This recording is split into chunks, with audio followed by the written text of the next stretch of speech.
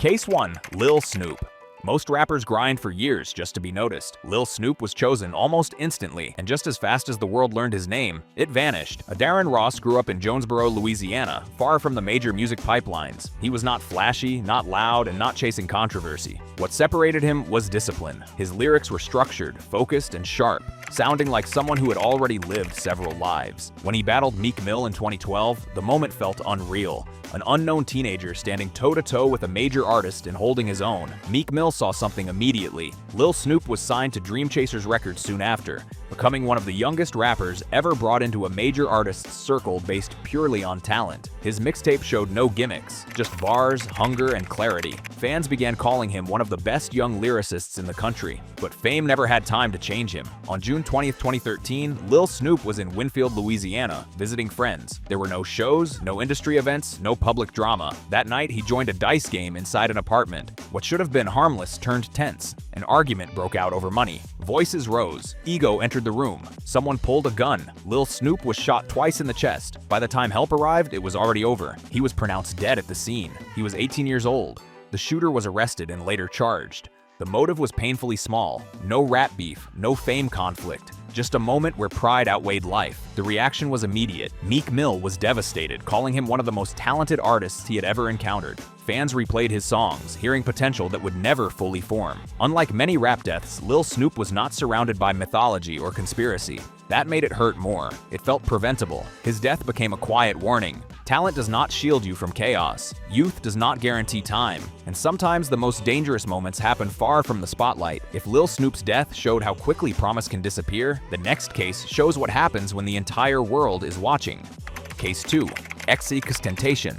He talked about death constantly, almost as if he knew it was coming. XXXTentacion, born Jase Onfroy, grew up in Florida surrounded by instability. His childhood was turbulent, marked by violence, displacement, and anger. Music became his outlet, but his sound was not designed for comfort. It was raw, distorted, emotional, and confrontational. He did not just rap, he unloaded. Through SoundCloud, XXXTentacion built a cult following at record speed. Songs like Look at Me exploded, not because they were polished, but because they felt unfiltered. He represented chaos and vulnerability at the same time. To some, he was a voice for damaged youth. To others, he was dangerous and unpredictable. His career moved faster than his personal growth. Legal issues followed him. So did controversy. But toward the end of his life, fans noticed a shift. He spoke about change, self-awareness, and growth. His music softened, his message matured. On June 18, 2018, XXXTentacion went to a motorcycle dealership in Deerfield Beach, Florida. It was the middle of the day. No security detail, no tinted SUVs, just him and his car. As he sat inside his vehicle, armed men approached. Surveillance footage later showed the moment clearly. They attempted to rob him. When he resisted, he was shot multiple times. He died shortly after at the hospital. He was 20 years old. The footage spread across the internet within hours. Fans watched his final moments replayed endlessly, unable to process the reality. Vigils formed across the world. Murals appeared overnight. His album surged to the top of the charts. The suspects were later arrested, tried, and convicted. The case was clear. The impact was not. XXXTentacion's death symbolized a new era of rap where fame comes early, exposure is constant, and danger does not wait for adulthood. He left behind unfinished growth, unfinished healing, and a generation that felt like they lost someone who understood them. But while XXXTentacion's death happened in broad daylight, the next loss came in silence, behind closed doors, far from home. Case 3. Pop Smoke. New York finally had its next star.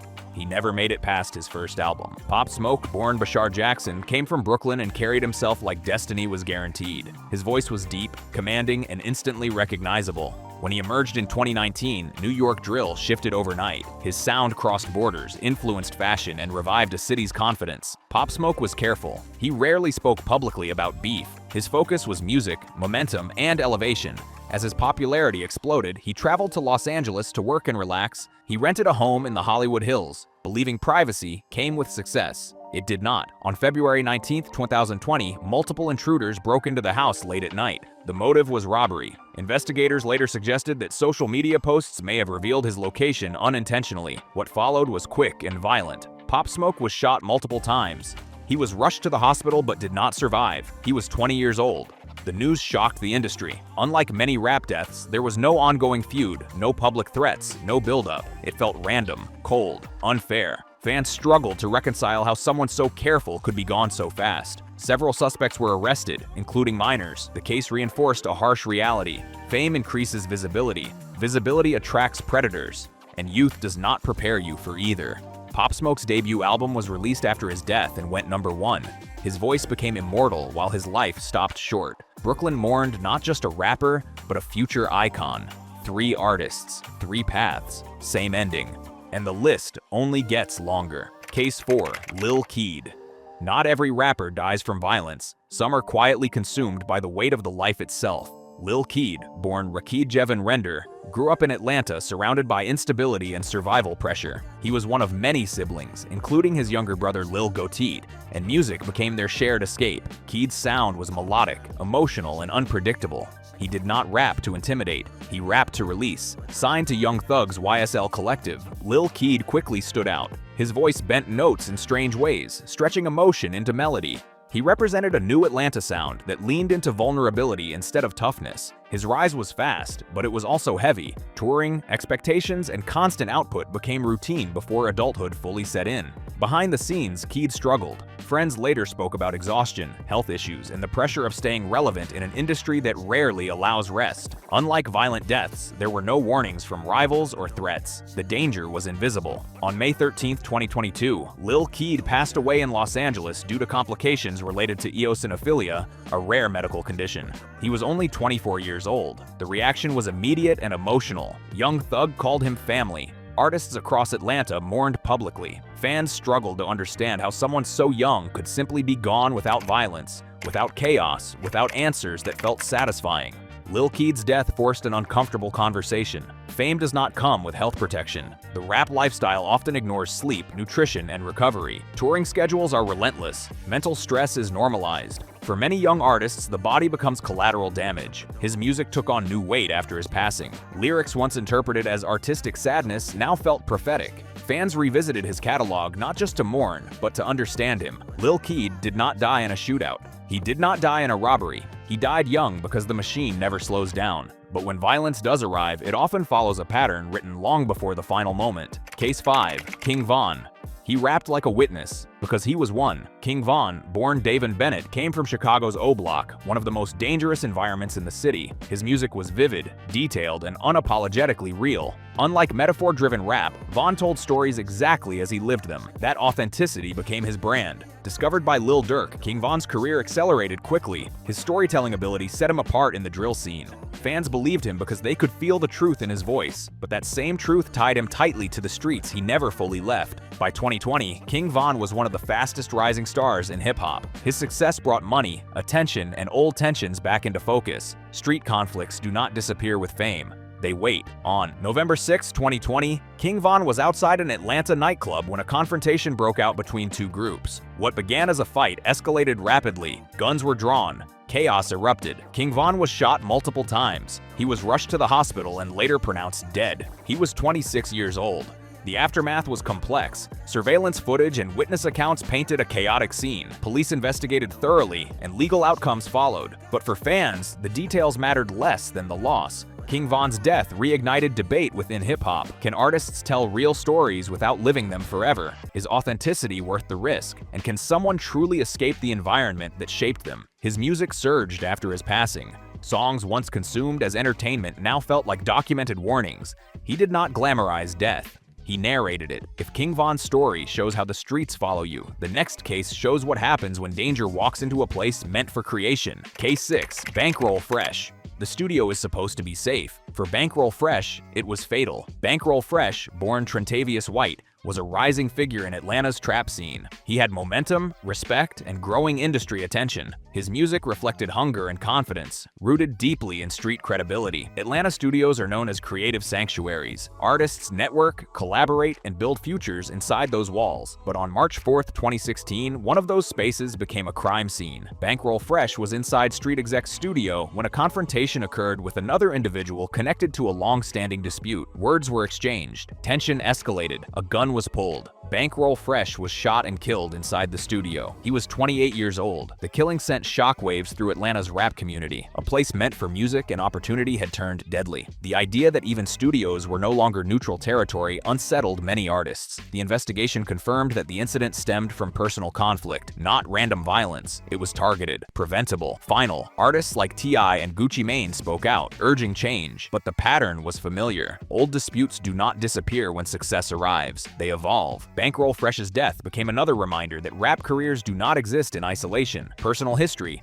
unresolved conflicts, and environment all travel together. His music remains as proof of what he was building toward. But the studio where he should have created his future became the place where it ended. From health to street loyalty to personal disputes, the reasons differ. The outcome does not. Case 7, PNB Rock. It was the middle of the day, a public place, and still, it ended in gunfire. PNB Rock, born Rakim Hashim Allen, came from North Philadelphia, an environment where survival often came before dreams. Music became his escape early on, especially melody-driven rap that leaned into pain, relationships, and reflection rather than aggression. His sound felt vulnerable at a time when toughness dominated. His breakthrough came with melodic hits that crossed into the mainstream without sacrificing authenticity. PNB Rock was not chasing controversy. He was building a career steadily, collaborating with major artists and expanding his audience far beyond Philadelphia. By 2022, he was a recognized name with years of experience navigating fame. That experience, however, did not protect him from a growing reality. Visibility had become dangerous. On September 12, 2022, PNB Rock was dining at a restaurant in Los Angeles with his girlfriend. It was early afternoon. The setting felt normal, safe, and public. Shortly after arriving, a gunman entered the restaurant, approached their table, and demanded valuables. Within moments, shots were fired. PNB Rock was struck and collapsed inside the restaurant. Emergency responders rushed him to the hospital, but he did not survive. He was 30 years old. The incident shocked fans because of how ordinary it felt. No nightclub, no late-night chaos, no visible conflict. Just a meal that turned deadly in seconds. Investigators later confirmed the motive was robbery. The suspects were arrested, and the case moved through the legal system. The conversation that followed was heavy and uncomfortable. Questions about social media location sharing surfaced. Questions about security. Questions about whether success now requires constant vigilance. None of those questions brought him back. PNB Rock's death marked a shift. It reinforced the idea that danger no longer waits for dark alleys or private disputes. It can arrive in places once considered safe. His music took on a deeper meaning afterward. Songs about pain and vulnerability now felt like confessions. Fans mourned not just his death, but the loss of an artist who had found balance between street reality and emotional openness. But sometimes, even staying rooted in your community does not protect you from what comes next. Case 8, Nipsey Hussle. He survived the streets, then came back to save them. Nipsey Hussle, born Ermias Asghedom, was more than a rapper. He was a symbol of evolution. Raised in South Los Angeles, Nipsey experienced street life firsthand but refused to be defined by it forever. His music documented growth, patience, and long-term thinking. He preached ownership, independence, investment. While others chased trends, Nipsey built infrastructure. His Marathon clothing store was not just merchandise. It was a statement, a physical presence in the neighborhood that raised him. On March 31, 2019, Nipsey was outside his store, interacting with fans and associates. The setting was familiar, comfortable, home. An individual approached him.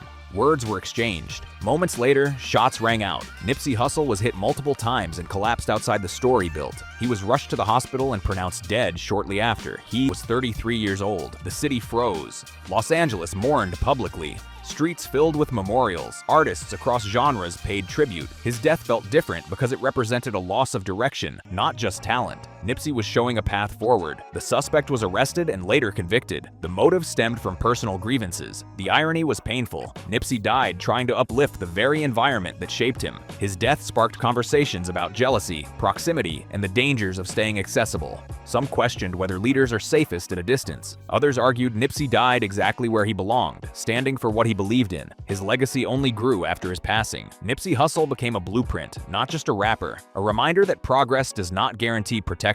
Then came a death so random, so senseless, it left the entire culture stunned. Case 9, Takeoff. No beef, no argument, just the wrong place at the wrong time. Takeoff, born Kershnik Karibal, was the quiet backbone of Migos. While others handled public moments, Takeoff focused on music. His flow was precise, effortless, and consistent. He avoided controversy and rarely spoke publicly. By 2022, Migos had reshaped modern rap. Takeoff had achieved everything most artists dream of: fame, wealth, influence.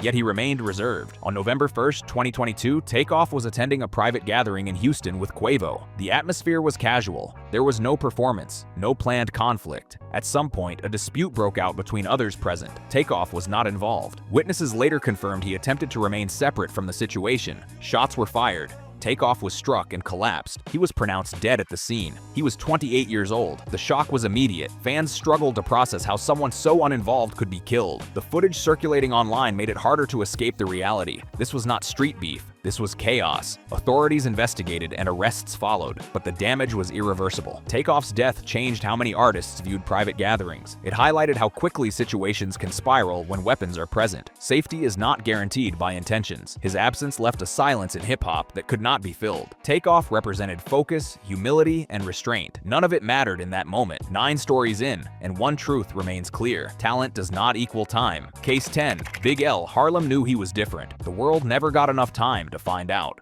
Big L, born Lamont Coleman, grew up in Harlem during a period when survival required awareness and resilience. He was not loud about his ambitions, but his pen spoke for him. From a young age, Big L displayed a rare combination of wit, aggression, and technical mastery. His punchlines were sharp. His delivery was effortless. Other rappers listened closely when he spoke. By the mid-1990s, Big L was widely respected among New York's elite lyricists. He worked with legends and earned praise from peers who recognized his potential. While commercial success had not fully arrived, industry insiders believed it was inevitable. Big L was positioned to become one of the greats. On February 15, 1999, that future ended. Big L was returning to his Harlem neighborhood when he was shot multiple times. The attack appeared targeted and personal. He was pronounced dead at the scene. He was 24 years old. The case immediately became clouded in uncertainty. Rumors spread about mistaken identity and personal disputes. Some believed Big L was not the intended target. Others believed unresolved street conflicts played a role. Despite investigations, the murder remained unsolved for years, leaving his family and fans without closure. The reaction from the hip-hop community was heavy. Artists spoke openly about the loss, emphasizing that Big L was not just talented, but disciplined. He represented the next generation of New York lyricism at a time when the city was transitioning between eras. After his death, his music gained wider recognition. Fans revisited his verses, realizing how advanced his writing truly was. Many believed he would have rivaled or surpassed the biggest names in rap had he lived longer. Big L's death stands as one of hip-hop's greatest what-ifs, not because he failed to succeed, but because he never got the chance to finish becoming who he already was. If Big L represents lost lyrical greatness, the next case defines an entire era cut short. Case 11, Tupac Shakur. He lived like time was borrowed, and maybe it was. Tupac Shakur was not just a rapper, he was a movement. Raised between activism and instability, Tupac carried the weight of history, anger, and hope in his voice. His music addressed poverty, violence, love, and injustice with a raw honesty few artists have ever matched. By the mid-1990s, Tupac was one of the most famous people on the planet. His influence extended beyond music into film, culture, and politics. But fame amplified conflict. The East Coast versus West Coast rivalry escalated, fueled by media, egos, and real street tensions. On September 7, 1996, Tupac attended a boxing match in Las Vegas. Later that night, while riding in a car on the Strip, another vehicle pulled alongside him. Shots were fired. Tupac was hit multiple times. He was rushed to the hospital and fought for his life for 6 days before passing away on September 13, 1996. He was 25 years old. His murder shook the world. Fans searched for answers. The case remained unsolved for decades, feeding speculation, conspiracy theories, and endless debate. His death became more than a tragedy. It became mythology. Despite his short life, Tupac left behind an immense catalog of music, much of it released after his death. His words continued to resonate, often feeling prophetic. Songs about struggle, survival, and mortality took on new meaning. Tupac's death marked a turning point in hip-hop. It exposed how dangerous unchecked rivalry could become and forced the culture to confront its own reflection. But even after Tupac, the pattern never stopped. Case 12, Jada. He was rising fast, too fast for his environment to keep up. Jada, born Javorius Scott, came from Louisiana with a raw sound that blended emotion and aggression. His music reflected pain, paranoia, and ambition. Fans connected with his honesty, even when it was uncomfortable. As his career grew, so did scrutiny. Legal troubles followed him, and online conflicts occasionally surfaced. Despite this, his fan base expanded rapidly. He represented a new wave of Southern rap that felt unfiltered and real. On July 27, 2022, JD was shot outside his family home in Bogalusa, Louisiana. Multiple shots were fired. He was transported to the hospital but did not survive. He was 24 years old. The killing stunned fans. Investigators treated it as targeted, not random. Arrests were eventually made, though the motive centered on personal disputes rather than music industry conflict. JD's death highlighted how fame can amplify existing tensions rather than erase them. Success does not always remove you from danger. Sometimes it makes you more visible. After his passing, fans revisited his music with a heavier perspective. Lyrics once seen as aggressive now felt like survival instincts documented in real time. JD died young, still navigating the balance between growth and environment. His story echoed many before him. Different cities, different paths, same ending. Talent does not protect you. Experience does not guarantee time. And in hip-hop, dying young is not an exception. It is a pattern.